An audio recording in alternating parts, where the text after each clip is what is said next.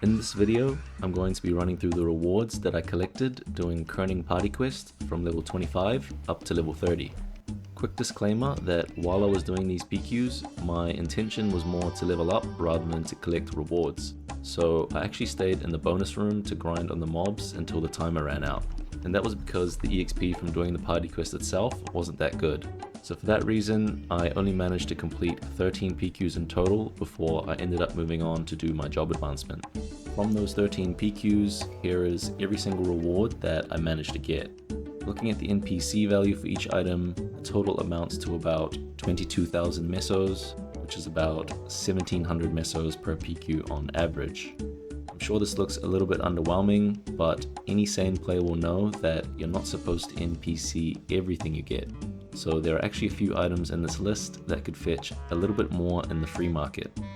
Here are the market values for some of these items that I pieced together based on my experience browsing shops in Kerning City, as well as what I actually managed to sell some of these items for.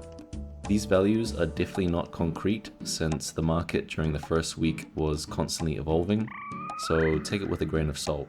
You can see that a few of the items on here, like the black crystal ores and the screws, can actually sell for a decent amount since the new crafting system has created some demand for them. The emerald earrings are the biggest ticket item on here, and that's because they have base +2 crit damage, which is one more than the other earrings on the list. If you got an earring that is +1 crit, aka below average, then you would get a little bit less than what's shown on screen. And if you got one that is +3 crit damage, aka above average, then you could sell it for a lot more. With some of the values adjusted to market, the new total is about 55,000 mesos or 4,200 mesos per PQ. But if you take your time to sell some of these items in your store, you'll be a little bit better off than just selling everything to the NPC. I had a look at the old pre-Big Bang loot table for KPQ, and it doesn't seem to have changed very much from then, though it looks like the hat accuracy 10% scroll that I got as my 5th PQ reward is a new addition. If you played in the closed online test and you got something that was outside of what's shown on screen, drop it in the comments so we can know how many other new items are in there. Assuming that much else hasn't changed, I'd say the overall armor int 10% and the overall armor dex 10% scrolls would definitely be up there with the best rewards you can get.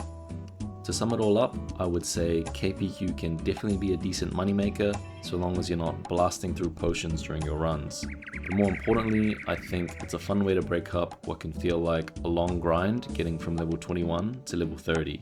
The final map at the end has nice flat platforms, and you won't be fighting others for mobs like you would in somewhere like Ant Tunnel.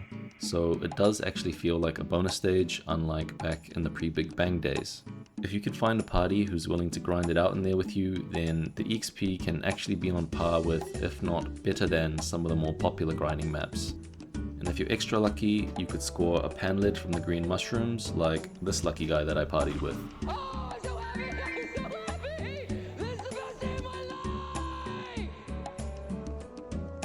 That's all for this video. If you want to see more classic content, don't forget to hit that subscribe button, and I'll catch you guys in the next one.